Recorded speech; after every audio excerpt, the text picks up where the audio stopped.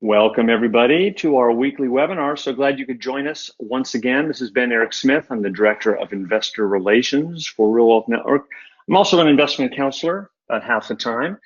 Real glad you could be with us. It's going to be a great webinar today. We're going to talk about the Dallas-Fort Worth, Texas area, one of our more popular affiliates that will be talking all about the market, what's to like, what's happening, where the path of progress is, and just go over the economics of the area. So thanks again for joining us. All right, about me, like I already said, what I do, been doing this for about 30 years actually, need to update that slide.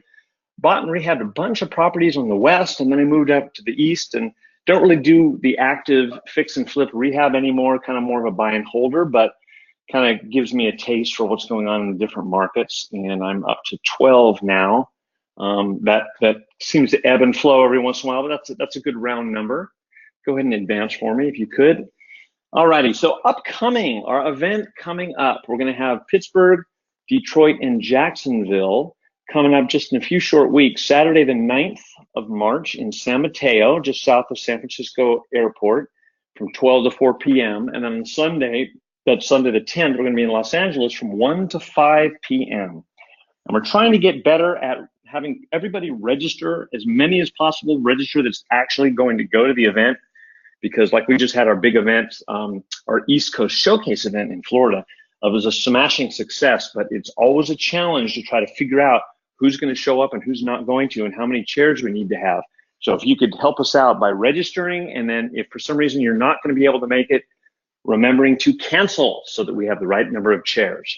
So anyway, there's a little URL at the bottom of the screen there with where to register, and it'd be great if you could follow through on that. We'd really appreciate it. Next slide, please. All right, the strategies mentioned today may not be appropriate for you. Some things are, some things aren't. Other options not mentioned may be more suitable for you. Just so make sure you reach out to your stable of experts, your CPA, accountant, advisor, attorney, whoever it is, to discuss your specific situation. Past performance never guarantee future results. Real estate purchases are subject to investment risks, including the possible loss of amounts invested. While every effort is made to maintain accurate and current information, the possibility of errors and or updates always exist. Trust but verify, please. Alrighty, so before I turn it over, I'm going to talk a little bit about our presenter, who many of you have heard before, right here or at our events. Born and raised in Dallas, Texas. You'll know that because she'll occasionally pepper a sentence with y'all, which is a dead giveaway. Licensed agent in Texas, worked with Real Wealth Network since 2012. It seems like it's been longer than that, but wow, okay. Owner of a real estate investment firm as well as a turnkey firm, national real estate speaker on the radio, all over the place, featured in articles, quoted, 3 adopted children, and you also have adopted pets, right? Yes, I do. See, we need to add a bullet point for the pets, because that gets you lots of great brownie points in addition to the 3 adopted children. Works with many nonprofit agencies as well. So good for you. That's quite the pedigree. So I'm going to turn it over to you, and you can talk about your company. Absolutely. So first, I'll kind of go over our real estate firm, and this is the model we've been working with Real Wealth on since day one. And my husband and I were middle school sweethearts, and we started our company in 2006 with the focus on investment property and acquisitions here in North Texas. It was an interesting time to get into the market because it was so high, and we really started seeing the trend of what was happening with all the mortgage issues. And so we started kind of tearing our investors into these expanding areas back in 2006, 2007, because we felt like they would be more protective. And really, that's where we made our name, because of course the market fell and those areas stayed very strong. And so our clients really fared quite well. And at that point, we realized that this expanding model of being along the highway systems and outside kind of the main core of the city was really kind of the path to this great wealth that we were looking for. So we are a full service real estate investment firm. We manage not only our own portfolio, my husband and I acquire between 10 and 20 properties a month, but we also manage for almost 1,000 clients. We manage all over Texas, but we're speaking today about North Texas, which is where we recommend acquiring right now with what the current market's doing. So we've got actually over 1,000 properties in DFW. We do both single, multifamily, commercial, retail space, all that type of stuff.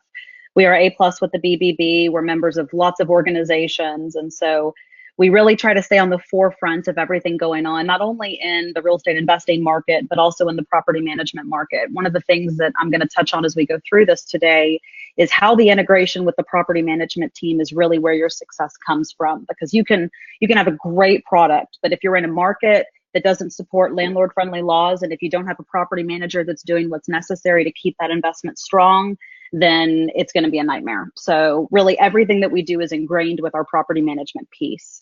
So as I mentioned, we do service Dallas, Fort Worth, all your major metros, Houston, San Antonio, Austin. We are constantly ranked in the top property managers in North Texas and in Texas. Is just over 40 people. And I'll talk a little bit about what the different teams that we have do, but kind of in a nutshell, that team just supports our day-to-day operations, the acquisitions team, which we're talking about today, and then of course our in-house repairs, maintenance, leasing agents, all of that. So everything is under one roof. You're not having things subbed out to other companies or partner companies. It's all one roof, all under my purview. And so it's a very streamlined, but still family owned and operated type feel. So our turnkey company is also, of course, owned by my husband and myself. And really the difference with turnkey, what that means is instead of looking at the newer construction homes that we are working at through our real estate firm, we're looking at homes in the heart of the growing areas. So the cities where State Farm and Toyota and Liberty Mutual and all these big relocations have happened, this is where we're buying. But of course, the values are so high in those areas that working with our new construction model that we've been presenting for years is completely just not a possibility to have any type of non-negative return. And so what we're doing is we're buying in the entry-level neighborhoods in these areas. So you're still talking Class A cities, but we're buying the pre-owned inventory surrounded by, nicely maintained. Most of the properties around have been redone, but there's that diamond in the rough. And so those are the properties we're acquiring. We're taking care of fixing them to making them like new. We are upgrading them with all of the top quality finishes that everyone knows and expects from our new construction model. They actually look pretty identical when they're done.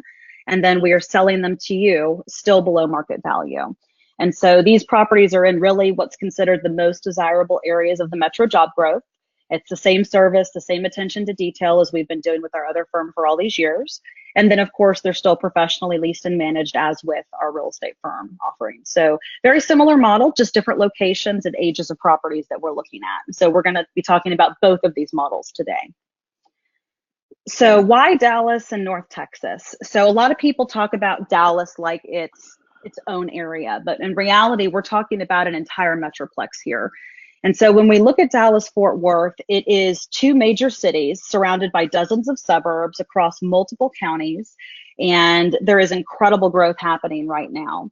And so you can look here and you can see this percentage of change we're talking about. We've got approaching 8 million people. Now, I remember growing up when we were at like around 1 million. So for me, it's been quite interesting being born and raised here, seeing what the city and these suburbs have done. And really, this population growth is attributed to a couple of things. And we're going to talk about both of those because it really makes a big difference as to why we can do rental properties in the areas that we do. So first, let's talk about what's so different in 2019 as opposed to even 2008, 2009, when the market was crashing. If you look at Tarrant County, so that's the Fort Worth main county of town, and Dallas County, the main county of town, almost half of your households are actually renters. It is at a 50-year low right now for home ownership. So that's pretty incredible. And really the thing that presents an opportunity for is we need more rental properties than we currently have.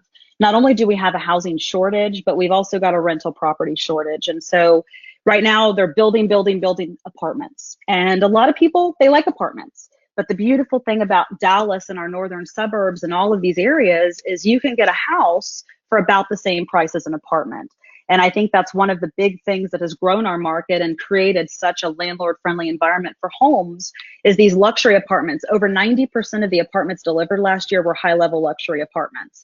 And so by the time you're paying the price point of that, it's often cheaper to go get a house in many of these suburbs.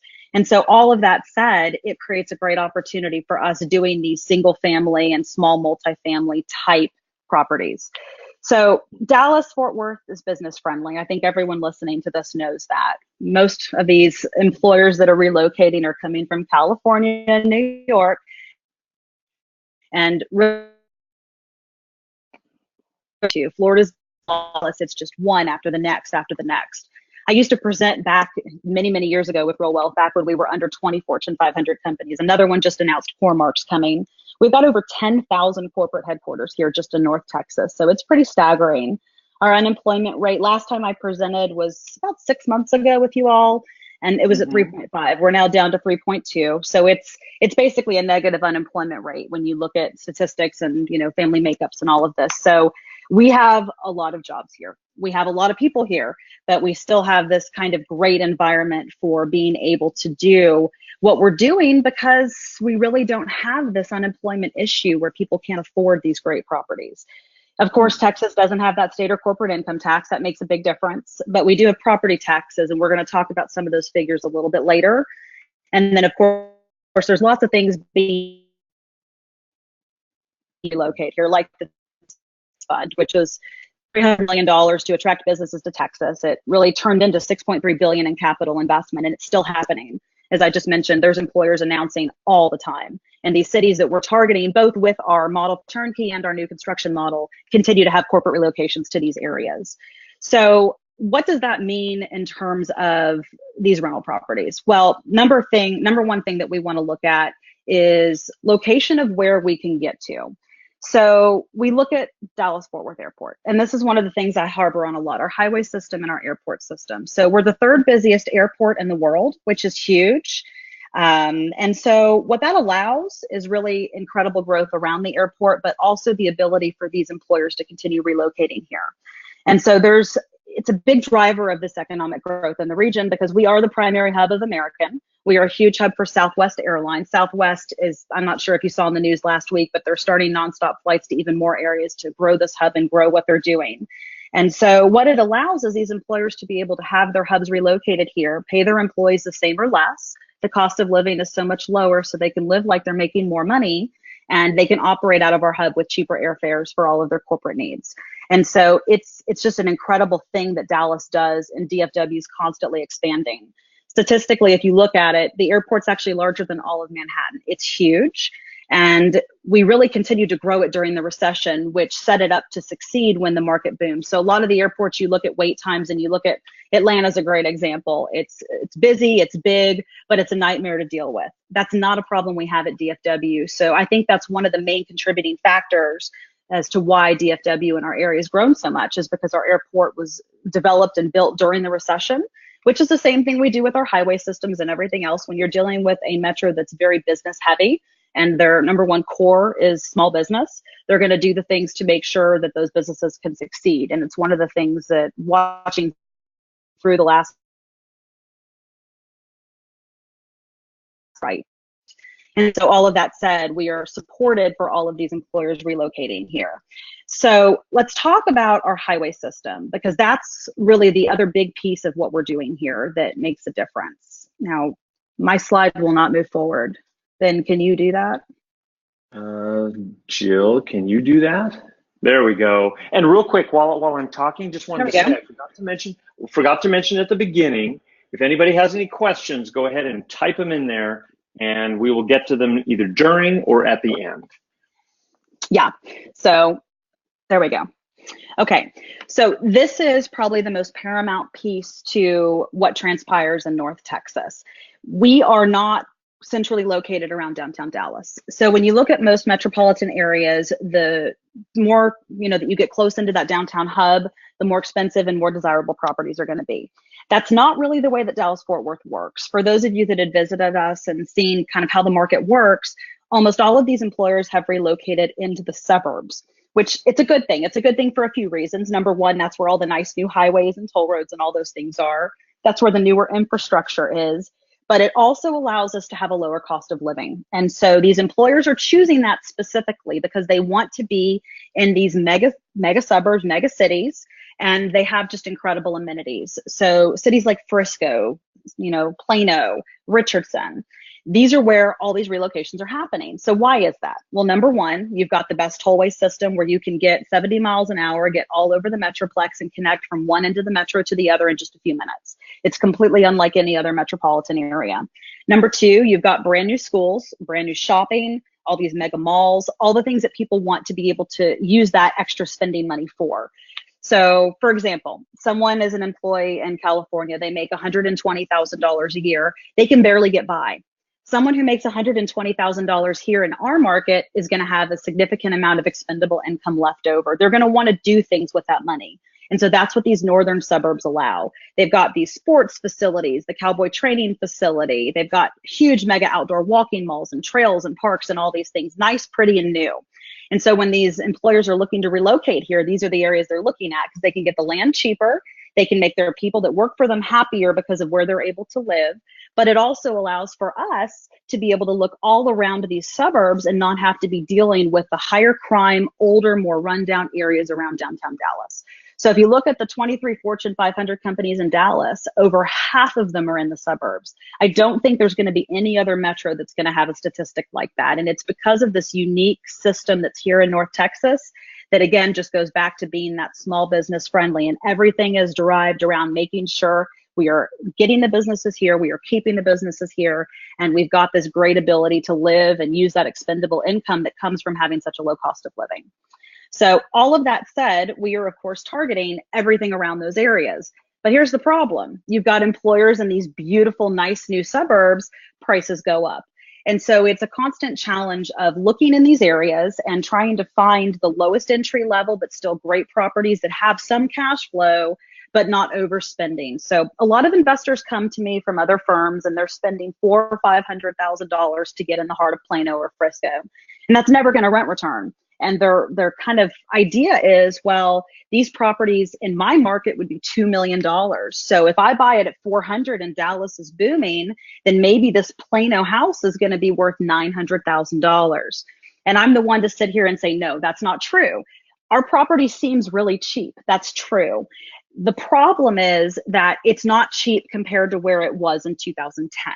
And so when we're looking at around these main areas that have all this employment relocation, it's a very fine line between overspending and getting rid of that cash flow and finding a property that still makes an investment model work. You can see how much our prices have gone up here from 2012 at the height of the crash. They've gone up. Now, they haven't gone up as much as most of the country, so we're still very reasonably priced. But for Dallas, Fort Worth, it's higher. And so it's this constant battle of being safe of what we buy, where we buy. And so what we are targeting are properties that have not overinflated. And that's a real difficult thing sometimes for people coming from New York and California and Australia, because they see our prices and they think, oh, this is a steal. And that's not necessarily the case. And so any property we look at, we're really looking to see where those values are. Now, the other thing you have to keep in mind is that rents don't go up at the same percentage as property values. So historically, the last few years, we've been seeing 10 to 20% per year in most of our areas in appreciation. But rents only go up just under 3% on average. So every year you hold on to an investment here in a growing market, that return is dropping because the rent is not going up as the same rate at the property, and the property expenses are going up because of your taxes and your insurance and everything else. And so this kind of goes into the same thought process of we've got to control our cash flow. And so we want to try to pick up these areas at the lower end of the increase and not at the end of the highest upper end of that increase. And so these are all the things that go through my head when I'm scoping properties and I'm looking not only for the new construction model, but also for the turnkey model.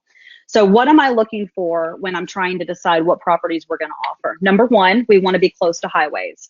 If a property is more than 20 minutes from a main highway, we're not going to even look at it. It's not going to have the development and the growth that we're looking for, especially if the market falls. One of our targets, especially in this developing area model, is we want to be in areas where there's so much employment relocation that the city physically cannot support the current people that live there. So they have to continue to grow and develop regardless of what the market is doing. And so that's why we want to make sure we're along these highway systems to direct access into the employment. But we also want to look for cities with their own employment centers. They're close enough to drive to other employment centers and to get into Plano and Frisco and McKinney. But also we want these smaller suburbs we're looking at to have their own employment relocations. One of the great examples of areas like that is, I'm going to present here in a little bit, Sherman. Sherman, everyone thought was way too far out and completely disconnected, and we started selling it. And lo and behold, Finisar announces doing the Face ID technology for Apple. You've got Tyson Foods up there, Texas Instruments. So it's a 30-minute drive to get back into the main heart of Collin County, but no one would even look up there because they didn't think ahead. And so this is, again, one of the things we've been doing from day one is looking at where we expect the growth to go. And we knew that Sherman was going to be a huge target. It was the next main city to the north. Cost of living was bottom dollar on the main highway. It just made sense. And so our clients made a fortune buying in those areas. And luckily, Sherman is still low enough that there's still great opportunities up there. And so these are the types of things we're looking at when we're presenting these properties. And there's a lot of thought process that goes in on the front end. And then when you reach out to us and we start talking about your goals and what you're looking for, we're going to go through all these areas, talk to you about what you're looking for, and make recommendations based on what we think is going to be the best fit for your goals. The redeveloping and growing areas are a huge target for us too. So using Sherman as an example, or even Greenville out to the east, which is about 20-25 minutes east of McKinney.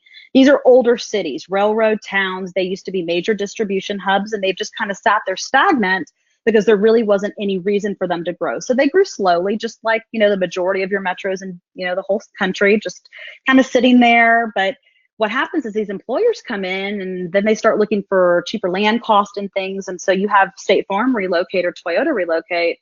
And then the firms that they work with and the companies they work with want to relocate next. But they can't really afford to go in the heart of Plano. So where are they going to go? And this is why we're looking at these redeveloping growing areas just outside the main hubs. We, of course, want to be close to schools, colleges, et cetera, because we want to make sure that the people still want to live in these smaller communities. They don't want to feel like they're out in the middle of nowhere. So that's important. And the number one thing is we do not want high risk, high crime areas, which is why you will never see a property on my list that's in the heart of Dallas County or Tarrant County. I do not believe in investing in those southern areas. I never have. And I just feel like if it's not an area that I would feel comfortable sending my college student to live, then that's going to be an area that I'm not going to sell. What were those two counties again that you don't feel comfortable with? Dallas County and Tarrant County. Got it. Okay. And so when we look at this map, it's going to give you a really good idea of the area I avoid because you can kind of see that I've circled it. So the general rule of thumb is your southern counties, cities like Dallas, Balch Springs, Lancaster, DeSoto, Arlington, all these main areas. This was the heart of what everyone was selling in the crash. Why? You could get properties for $50,000 or $60,000, fix them up, and be in them for $80,000 or $90,000. It looks great on the surface.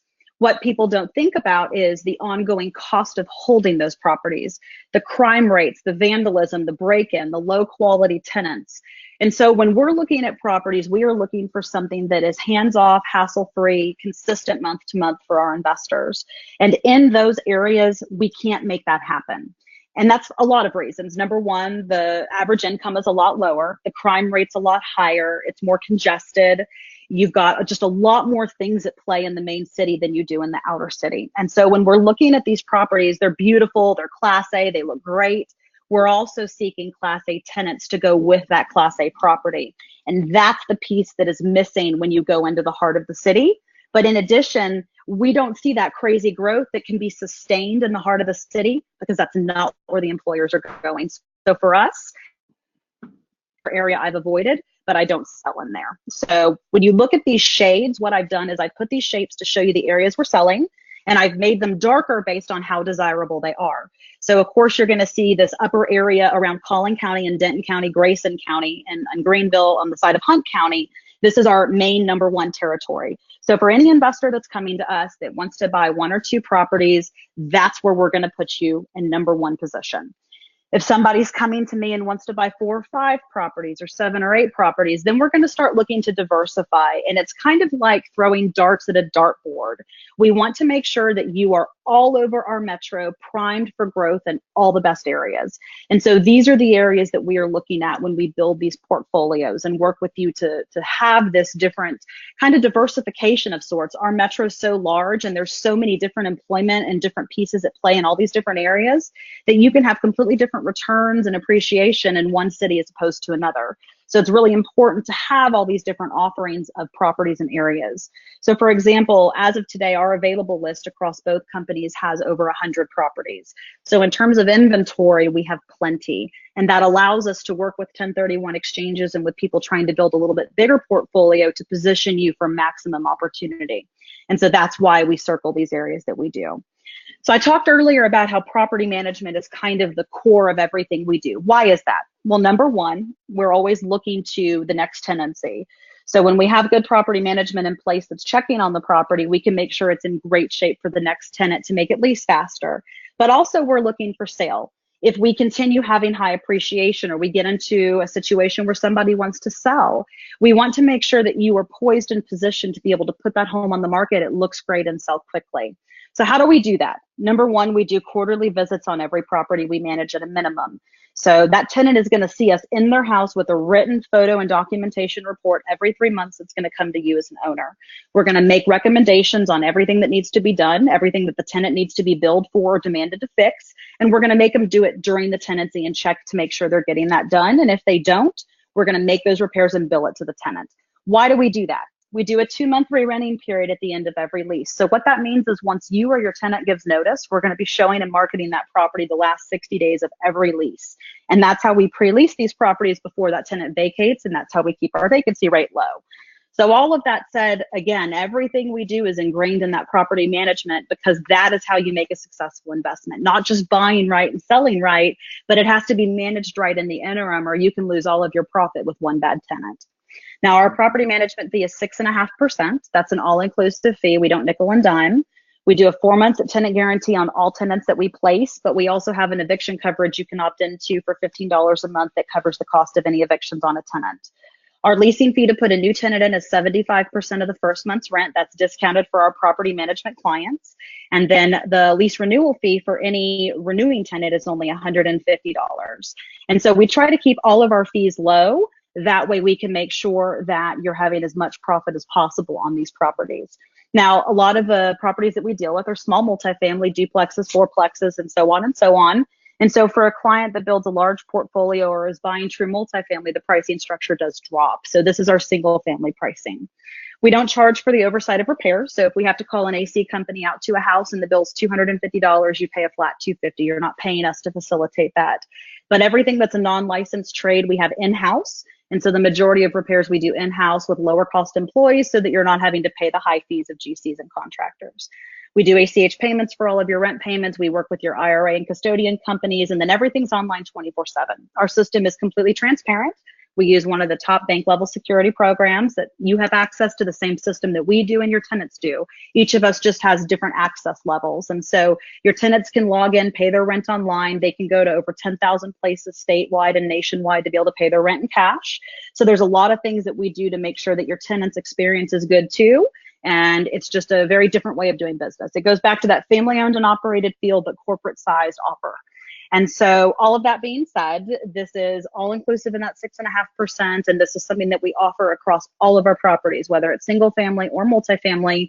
So even if you buy a 20-unit apartment complex, we're still doing quarterly visits. We're still doing all of these things. Now, let's talk about really what you want to know, the properties. So number one, we're going to talk about this new construction offer. And so this is when we're looking outside the main suburbs where we can get new construction for a great price.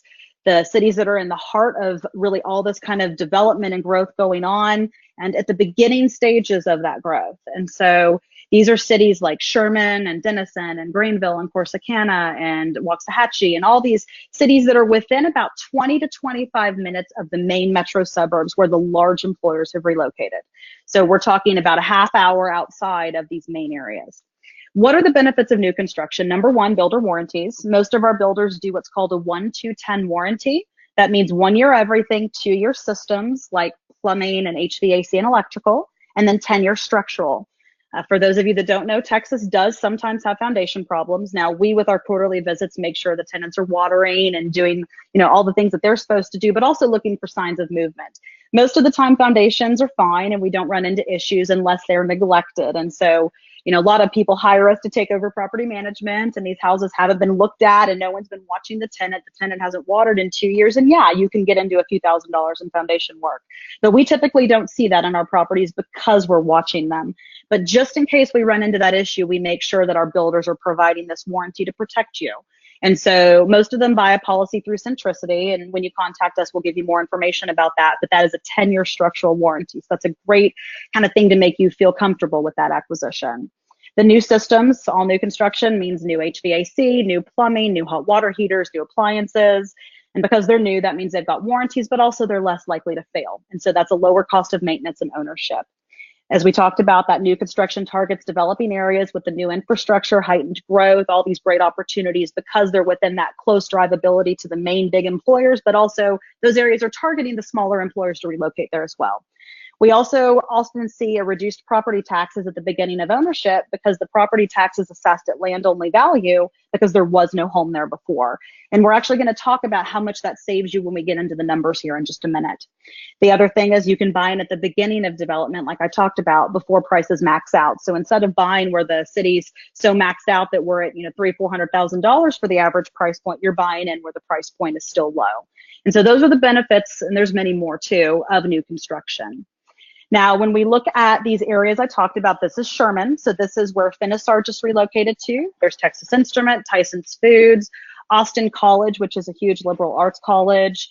Now, we actually are in the process of finalizing a deal with Austin College where they're going to be doing an exclusive rental agreement with our Sherman properties for any owners that want to opt in.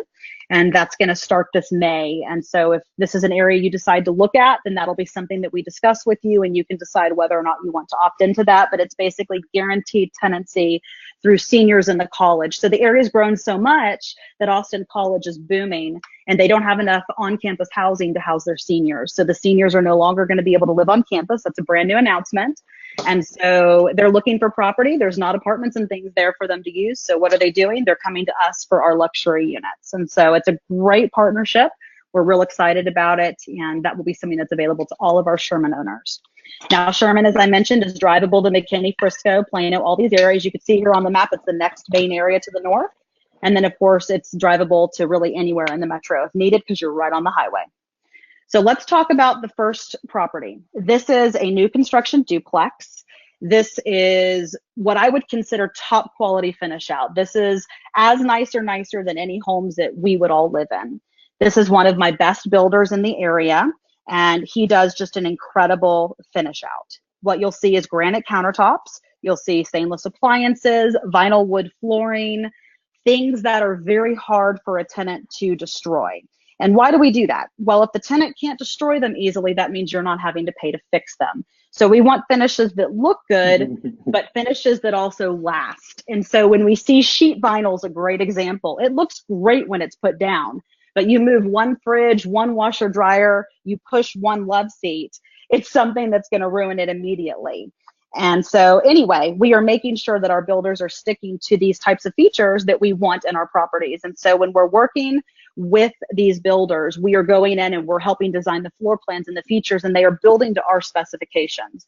And this builder is a great example of the opportunity you get by working with us through a Will Wealth, because you cannot get access to him unless it's through me. He does not go on the open market. He only sells to my clients.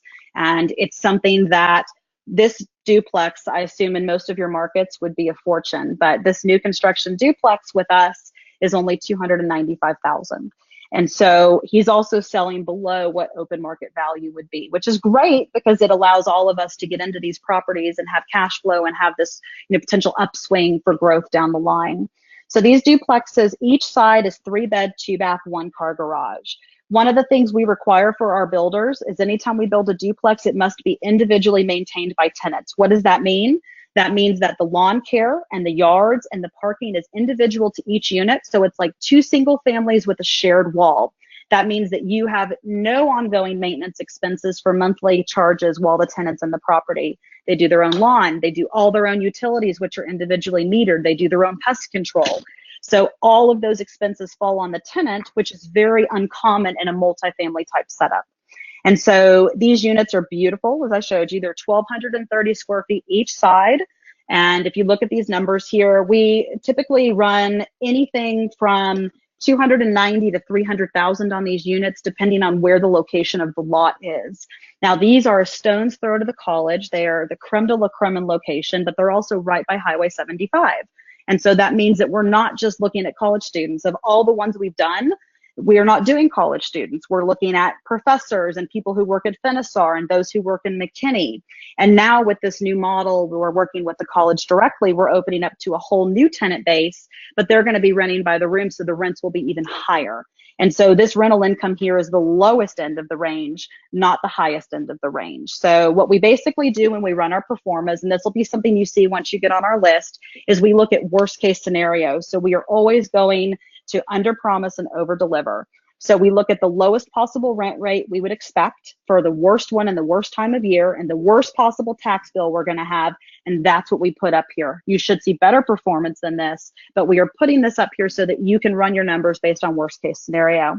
So for example, you'll see here the taxes show $614 a month, but that's not really what the tax bill is. Right now, the tax bill is $300 a month, and eventually it's going to assess. They're going to reassess the property next year. They're probably going to get closer up to that purchase price, and it will slowly go up.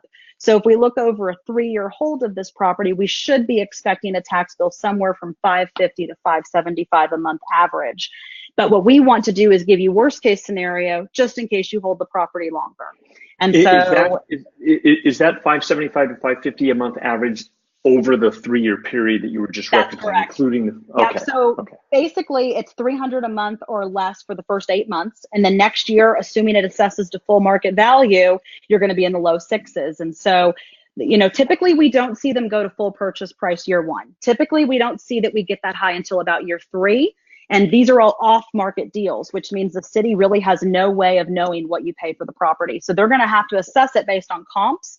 And the comps they're going to use are not all new construction. They're using also 1950s and 1970s. And so really we can get away with getting those tax bills lower, lower, lower. But if worst case scenario happens and somehow they find out what you paid and they assess it at full value, this is what you're looking at. So that's why we like to be, you know, real protective on our numbers, but really you should see even better performance than this. Got it. Yep. So let's talk about next. This is Denison. So Denison is a sister city to Sherman. It is right next to Sherman. They're just a few minutes from each other. So same main employer, same drivability, same great location. And this is a single family, amazing builder, great level finish out. You'll see looks very similar to the duplexes. And these are single family homes.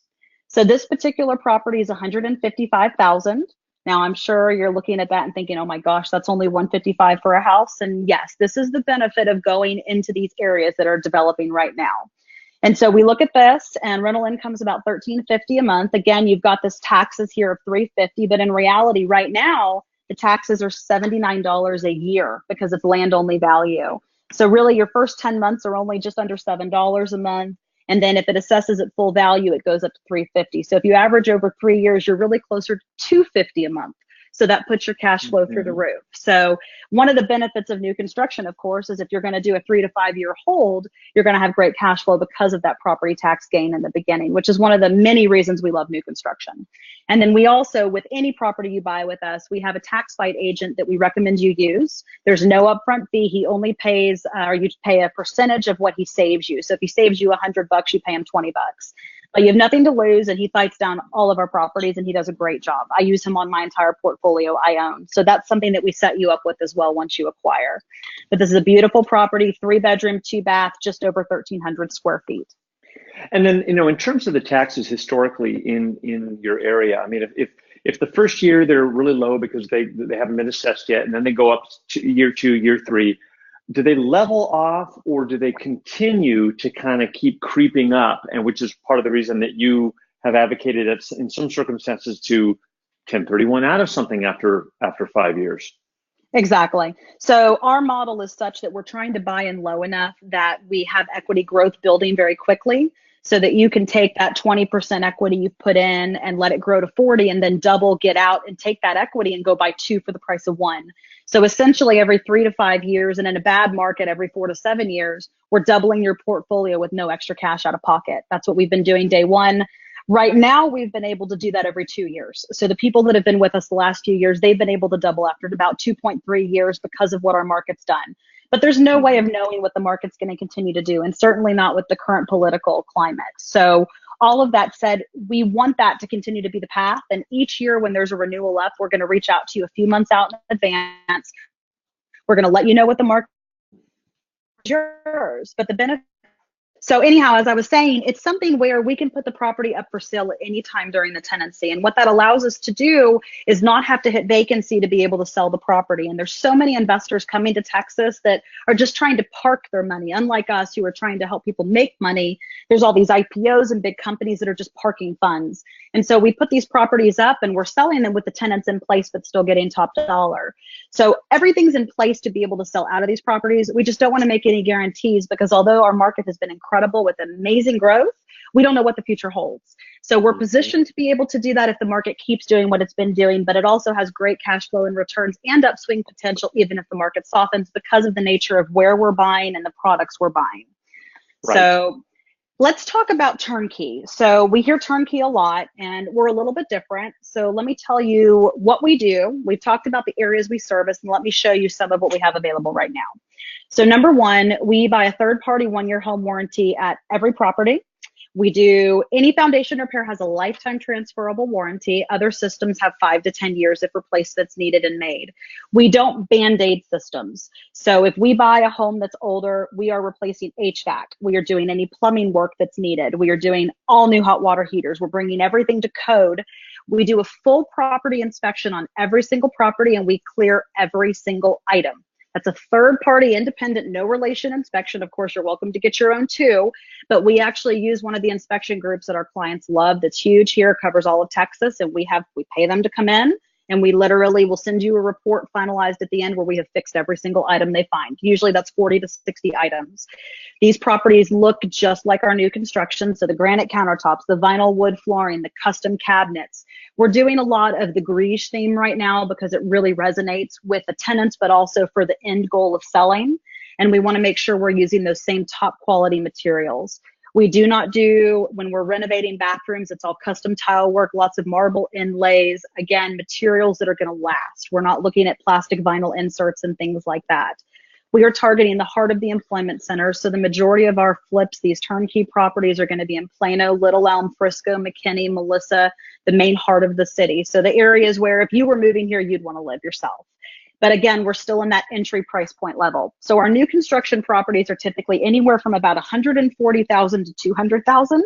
And our turnkey properties closer into the city, in the heart of the city, are anywhere from about 170 to 220, 225,000. So the price point difference is very minimal. It's just a different model, different area that you're looking at. Both have their own positives. And so let's talk about a couple of the turnkey property options that we have. There's a couple more items here. We talked about top quality finish out. Reduced property taxes at the beginning of ownership is true, and that's because of the lower assessed value and lower tax rates. So this is something that I'll harbor on for a minute here just so you can understand. The cities that we are buying in for these turnkey properties are very rich, very developed cities. They have very expensive homes, which means they're collecting a lot of property taxes. So because of that, the property tax rate is lower. The majority of these outlying cities, their tax rates are about 2.65 to 2.79%. That's your property taxes. When we're looking into these cities that are the big developed suburbs with all the expensive houses, we're looking anywhere from about 2% to 2.5%. So if you look at some of these slides, when you go back and review this, you'll see that the property taxes on the more expensive turnkey properties are the same monthly as the little bit cheaper new construction properties because of the difference in tax rate. So it does help with that cash flow significantly. And then, of course, the minute we buy, we put you with the tax agent and we're fighting to keep those property taxes lower. Anytime you have an appreciating market like we are right now, property taxes are going to be going up because they're running numbers for January 1st, looking at what the comps are, and that's how they determine their average pricing. And so it's important that you're looking at those numbers and assessing those every year. And like Ben said, it's something that we look at when we're considering whether or not to sell because those rent rates go up, but at a much slower rate. Now, as we talked about, you still can buy in at the beginning of revitalization and rehabs before prices max out, and that's because of the neighborhoods we're targeting. And I'm going to talk a little bit more about that when we go into a couple of the ones we have available right now. And then, as I mentioned, we are not selling these at full market value. We are putting them up below what we would put them on the open market for. So once you get access to our list and you see our company, you can actually go to our website and see where we're advertising all of our properties. And then you'll see your exclusive real wealth price is significantly lower than that. And that's because not all of our properties go to investors. Many of them go to the people relocating here and all these home buyers. And you're just getting a discount by being a real wealth client. So it's real important when you reach out, make sure you tell us you're a real wealth client as well. Mm-hmm. So let's go through some properties. So Princeton, Texas, this is the city right next to McKinney. So as you can see, heart of the city. I love Princeton because it has lots of new construction or newer construction neighborhoods. Some of the neighborhoods we're selling in actually still have new construction going. And you're right on 380, quick drive into McKinney, quick drive into Plano, and anywhere someone wants to go. But they built all these small new construction neighborhoods that have HOA amenities. They're very cheap HOAs, but you're getting things like community pools and playgrounds and parks. So if you're thinking what I'm thinking that's really attractive to families and those with pets, those with children, lots of things that we're looking for when we're trying to convince people to want to live in an area. And this goes back to what I was talking about with why the employers want to go into these areas. And it's because of quality of life and the cost of living. So Princeton is a great example of that. So we have one right now. This one is a 3-bedroom, 2-bath, 2-car garage built in 2006, just over 1,400 square feet. And this one is, again, going to have all new granite countertops, appliances, flooring, everything that you would expect. And so this one is about to start our rehab, and purchase price on this is $195,000. And you can see the numbers here in the figures, and all of that equates to essentially $130 a month cash flow, worst case scenario. So it's a real good opportunity here to be in the heart of the city. And this is Collin County. So this is the same county as Plano and Frisco and all of that. And again, you've got that lower property tax rate, which helps out a lot for that. The next one we're going to talk about is in Little Elm. So Little Elm is actually split halfway between their own ISD and Frisco ISD. So it literally is right next to where all that development in Frisco is. So Toyota and the new cowboy training facility, we're the heart of the development here. So Little Elm's a big target for us, but it's very hard to get properties under that $230,000 mark. And so anytime we find one, we immediately snatch it up. And so this is actually my second one in Little Elm we'll be doing this month. And this is a 3-bed, 2-bath, 1,507 square feet. This is a 1999 build. This property has a brand new roof. It has all new renovated kitchen, granite countertops. We modernized the floor plan, all new fixtures, remodeled bathrooms. It's just an incredible, incredible property. This one also had foundation work with that transferable warranty. Purchase price on this one is $215,000, and this one will be finished in about a week and a half. So this one's already undergoing rehab right now. Again, cash flow and all the numbers are specified here for you. This is one of those small HOA neighborhoods I mentioned, has community pools, parks, trails, all that stuff, and you'll see the HOA fee is included here. Now, this particular property is really a cute floor plan. It looks brand new. It looks amazing. One of the things we did was kind of modernize this exterior. So you can't really tell from this picture, but they actually had it painted baby blue. They put these horrible solar screens on there. And then, of course, the roof was trashed. So just making that change, darkening the roof, doing all those things really makes a huge difference. But when you look at all the houses around, they've already been done. And so really you were the ugly jewel in the middle of this beautiful neighborhood. So it's an amazing location. And it's actually the second one we've done in this neighborhood this month. So it's a great property. Nice. Okay, well, very well done. So we've got a bunch of questions here. A lot of them are, I'm going to kind of bunch them together. There wasn't a real good time, I didn't want to interrupt your flow, but we'll just kind of bunch them together here. And some of these you have touched on, but just have you touch on them again. What is your average vacancy rate? So our average vacancy rate on properties that we put the tenant in, so that means that we've got our lease in place with the 2-month re-renting period and all of that, is less than 2%. We typically are about 1.2 to 1.5. Right. And it also helps that you're marketing the property 2 months before the expiration of the existing lease. I'm sure that really helps keep that number down.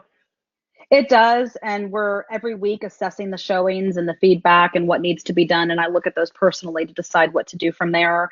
The other thing is many of these builders let us start marketing before the construction's complete, and so as we move into prime season, that's a great thing to do so that if we have completion dates at the middle of prime season, we're not missing out on that time of year.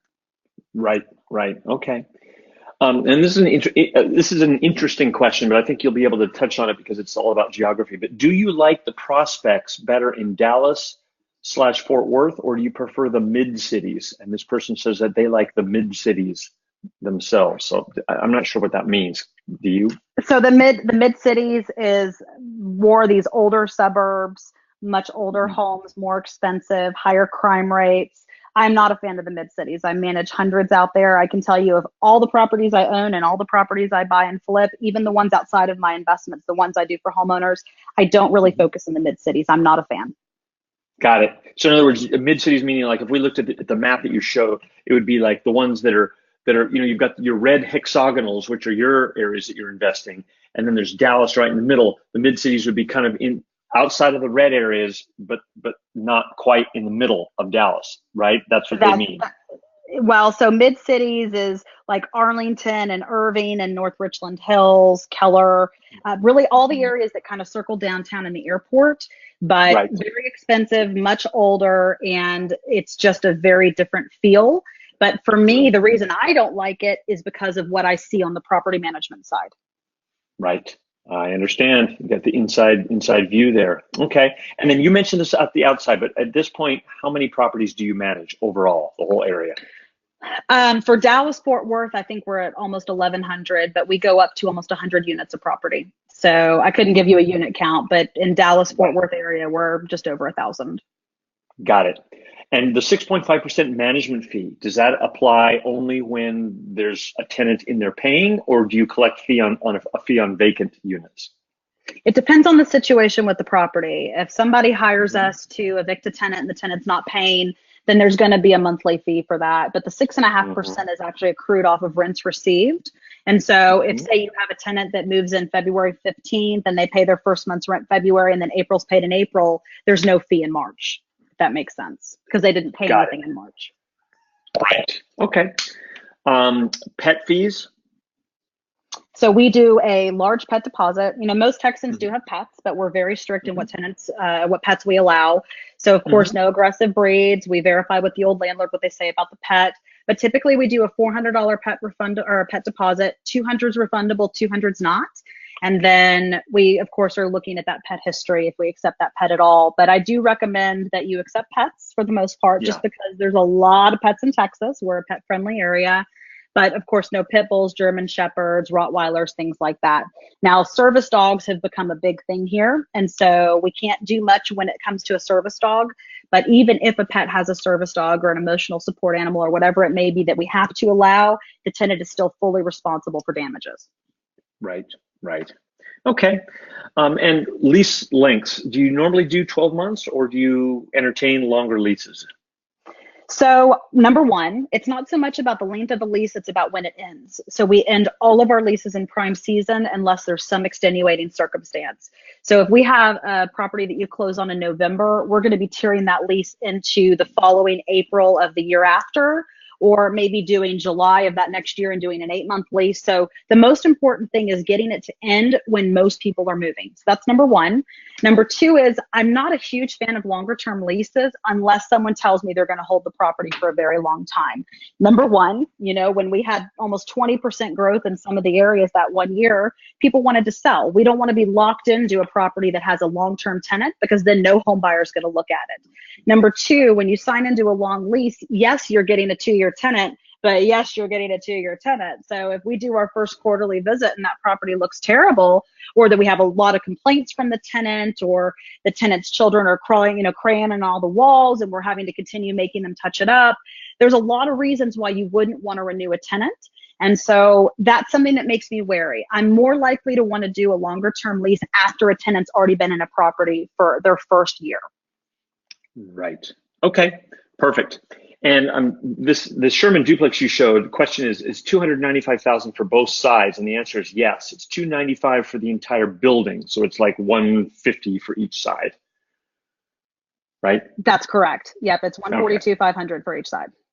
Gotcha. Well, they go from $142,500 up to $150,000 depending on where the lot is located to the college and all that stuff. So we've got many of those in progress. We've got this batch we just finished. We've got another batch in progress that's pre-sold, and then we've got the next batch is about to start, and we've got 7 in that batch. Yep. Yep. Okay. Perfect. All righty. And most of the houses seem to have garages from what I saw, but every once in a while you have them with carports, right? So it really depends on where we're looking. You know, Sherman, Denison, a lot of those houses don't have garages. It's just not normal in those neighborhoods, especially the developing neighborhoods where you've got the older houses that have been redone in there. So it's all about being conforming. So I've got some builders where we sell a portion of the neighborhood and the whole neighborhood has garages. So we're going to have a garage. Some of them don't. It just depends on the property. We did put garages on the Sherman half duplex sides. That way each tenant could have a place to put their lawnmower and their car and whatever it may be. However, any property that does not have a garage, we require a large shed in the backyard so they can put their belongings in there. So there's always going Yeah. to be some form of storage as one of our requirements with our builders. We Yeah. So it actually doesn't. find that a fourth bedroom with many of our builders gets a lot more value than that garage. So if we have extra space to increase the footprint of a property, usually we're going to throw it into a fourth bedroom, not a garage. Mm-hmm. They got to have some place to put the storage, otherwise they'll move in and it'll immediately look like a hurricane hit it because there's junk scattered all over the place. Exactly. Yep. Okay, let's see. I think I know the answer to this, but no rent control anywhere, right? Well, that's not true, actually. There are areas in the heart of Dallas. We don't work in those Hmm. areas, and some of the buildings and condos and things where they don't allow rentals. And then there are some Right. HOAs that make you, they have to approve the tenant. You have to send them a copy of the background and the credit, blah, blah, blah. But those are your more Right. expensive neighborhoods, and we don't deal in those for investment purposes. Hmm. Okay. But And there's the no rent lease control fee, in terms of pricing. right, right, which is good. Hallelujah. Okay, and there is a lease fee, of course, to find it. Yeah, rent control, bad. Do you charge a lease fee? And of course you do, but what is the lease fee to find, screen, and place a new tenant? So that's that 75% of the first month's rent. And if you look at the performer that we've presented, we see an average tenancy length of about 30 months or more. And so we've divided that over 30 months and that figure's in there. Hmm. Okay, and she actually spoke. I'm going to answer this question, give your vocal cords a little bit of a break, but yes, vinyl plank is the type of luxury vinyl tile that you use because she was using the example of sheet vinyl and how it looks great when it's first put down, but the minute someone drags a fridge across it, it's ruined. You have to replace the whole sheet. So the vinyl planks are much more durable, and if something does happen, you just have to replace that one plank instead of the whole That's right. sheet, which Yep, is and we use nice. the same Okay. color codes and products across all of our products. And so it's very access for us to get easy access to the replacement things that we need, whether that's a paint code, whether it's a flooring piece. So it's very easy stuff. But even like the carpet that we use specifically in our turnkey properties is made of it's like a crushed plastic. You wouldn't know it feeling it. It feels like regular, real expensive carpet, but it's Hmm. bleachable, completely indestructible. So our average life on the carpet that we use in our rental properties is over 10 years. So again, it just goes back to the type of material you're using to make sure it can withstand a tenant, even if it's not a great one. And you haven't found that like because I know a lot of people have just given up on carpet. I mean, I'm kind of one of them. It's like I don't care if people don't like it. I would rather not have a single stitch of carpet just because it's a pain and you have to replace it and stuff. So with this plastic crushed plastic stuff that doesn't feel any different, you haven't come to that conclusion, or is it on a case by case basis? So typically what we do is hard flooring in all the main areas, and then we do carpet in the bedrooms. A lot of people don't like carpet in the bedrooms if they have children, or a hard floor in the bedroom if they have children. They don't like how Hmm. cold it is for their kids. They don't like that hard floor collects allergens. There's just a lot of things I hear. And a lot of people, they want to get out of bed and put their feet on something soft. So we take it case by case, but typically we put carpet in the bedrooms and the hard flooring everywhere else. The bedrooms also Hmm. take the most wear. That's where we see the most damages because people take drinks and foods into the bedroom, and that's where they keep their pets. And so the problem with doing hard flooring throughout is if it gets damaged in 6 or 7 years, you can't match that material, and then you're stuck redoing the entire house. So I'm a big Hmm. believer in having a little bit of a break in flooring just in case you ever have a problem. But it's case by case. Now we do have some opportunity if you're buying like one of the turnkey, for example, and you'd rather have vinyl in a bedroom. That's something that we can do. It's just something that you'll need to let us know. Our kind of Right. go-to standard is we do vinyl plank or some type of solid flooring throughout the whole main area, and then we're putting carpet in bedrooms. Perfect. Okay. Final question would be just if you could touch a little bit on 1031 exchanges, and if somebody comes to you and they've got a $900,000 exchange and they're going to need to buy 900K of new stuff, what is the process, and when ideally would you have this investor contact you prior to the sale when they list it, or after the sale, or do you care? So let me just kind of touch on how the whole process with us works. Number one, Perfect. you're going to reach out to your investment calculator with, Real Wealth, and they're going to refer you to us, give us your information, and vice versa. And then you're going to reach out, and my assistant's going to set for you and I to get on a call, and we're going to go over what your goals are, what you're currently investing in, all of your background, and that way I know how best to help you. So again, it goes back to that hand-holding feel. Every investor gets my personal cell phone. I'm available 24/7, and so is my whole team. And so every investment property that hits our list and every investment property that's sold goes directly through me. You will not be working with anyone else other than maybe occasionally you'll talk to my husband or my assistant. And so what will happen is we'll send you over a contract package, and it has an NDA, and it basically says anything that we refer you to, you have to go through us. That doesn't prohibit you from working with other agents or other people in other markets. But if it's one of the builders that I connect you with and I do contracts for, all that stuff, you have to go through us, and you can't disclose it to anybody else. That's the big thing, right? Because the way that we all keep access to this great opportunity for all this new construction stuff is if we don't spoil it by letting other people know what we're doing and then they circumvent us. And so that's real important to make sure that we keep having the product to offer. So you'll get that package. It's a quick DocuSign. You DocuSign, send it back, and then you're going to get two links. You're going to get link number one from our company, and that link is going to have all of the access to our available list, city information, floor plans, features, referral companies, everything you need to know about the new construction product. And then you're going to get a second list that's to our turnkey offer, and that's through our other firm, where you'll have that up-to-date list as well. We operate, it's through a Dropbox link. There'll be two different links, and they're up-to-date 24/7. And what that means is that if you check it at 8 a.m. in the morning, we may have added 5 properties by 4 o'clock and sold 3 others. And so we recommend checking it throughout the day, but we also are going to send you mailers, and that's by email, with hot properties we add. Not every property we add, and not every property we have is going to be on that list. Why?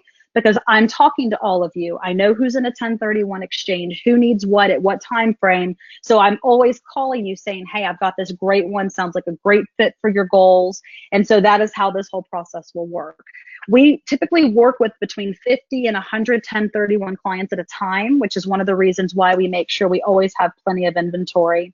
And if I have a 1031 client and I know what you're looking for, the turnkey products we go and acquire match what you're looking for. So every turnkey property we acquire is going to be something that we look at the numbers, we make sure it works, but it also is going to be a fit for you. So if someone calls me and says, I really want to be in Little Elm, then I'm going to reach out to all my wholesalers and all my contacts and go find a property in Little Elm, bring it to you. So there's a lot of this that is that personal relationship, knowing what fits what you're looking for, but also you'll have access to our whole list as well. That's always going to be up to date. So there's 2 different ways you can solicit those properties. Now, in terms of the 1031 timing, I want you to connect with me before you list or right as you're listing. If you've already listed, that's okay. Go ahead and reach out. But I don't want you waiting until you're sold and you're needing to acquire something before you reach out, because we're going to lose a few days with you getting all set up and figuring out what financing we're going to put you with, all that type of stuff. We can make it happen. I have people who call me with 3 days to spare. We'll make it happen. But I want you to feel comfortable. I want you to have all the knowledge. Our list is a little bit kind of overwhelming sometimes because we have so much inventory. And so it's important to me that you have time to look over it, familiarize yourself with the area, do calls to ask me all your questions, and not feel like you're rushed.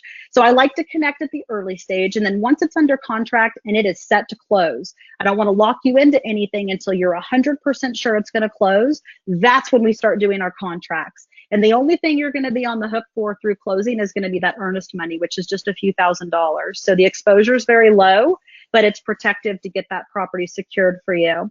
Now, we also have an over-identify list for our 1031 clients, and these are properties that I hold, I own, and I tenant long-term to have available in case someone has a 1031 that blows. So that doesn't happen with my market. Our clients have real good success with that. I've only had one 1031 that was an issue, and that was one this year with an outlier. But in 13 years, I have not had a 1031 blow, knock on wood. So all of that said, we have these properties in case you identify in another market and something falls through with that wholesaler or whatever it may be, or you wind up needing to identify something extra because you're financing differently, whatever the situation may be. we've got this over-identify list that you can identify on your 1031 exchange, and one of those properties will be available for you if something else blows. And because you will have identified it in that 45 days, you can close on it later and say, hey, Leah, I need this property to buy this date. That way we can make sure that that's something that we can make where you don't blow your 1031 exchange. So all of this is set up to make sure that you have maximum success and limited stress. Perfect. No, that's wonderful, because yeah, people get all stressed out with 1031s because of the 45-day and 180-day cutoff times, and it's just a little advanced planning and working with the proper inventory provider that has ample stuff that can reduce that stress significantly. So well put. I appreciate that. Okay, well, that about does it for the questions. If you can advance for me for the next slide, and we will wrap this up because we're a couple minutes over, but that's okay because it was well worth it. So just real quick, you mentioned it, but if you haven't had a strategy session, if you haven't touched base with either myself or Joe or Aristotle, those were the three amigos that do the strategy sessions with you. It can be a short call. If you know exactly what you want, it's not a big deal, or it can be long for people who want a little bit more time. They can spend 30, 35 minutes. But if you haven't had that, please reach out, go online, book one. We'll get you set up, and then we'll put you directly in touch with our Dallas provider or any other market that you might be interested in. So that's essentially the process, especially for the person that wrote in about the 1031s. Get a strategy session if you don't have an IC already, and then there you go. So upcoming event, 9th and 10th, we've got Pittsburgh, Detroit, and Jacksonville. And I think that you, Dallas, you're coming out in sometime in early May. So if you can hold out 2 additional months, you'll be coming out. That could change, but most likely that's in the plan now, I think. So Saturday the 9th, San Mateo, the 10th, Los Angeles, Pittsburgh, Detroit, and Jacksonville. And there's the URL at the bottom. And go ahead and advance for me, please, one more time. And there we go. I already said all this. Just there's the link. Reach out to us. Get started. There's our phone number. There's our website. There's an email address, hello@Real Wealth Network. And just please contact your IC, investment counselor, today to find out more about Dallas. We'll put you directly in touch with Dallas, and you'll be all good to go. All righty. Well, good job as usual. That is a wrap for this week. And we do this every week at this exact same time, noon Pacific, 3 p.m. Eastern. My name is Ben. Thank you so much, everybody. We'll see you again soon. Thanks for having us. You're welcome. Thank you.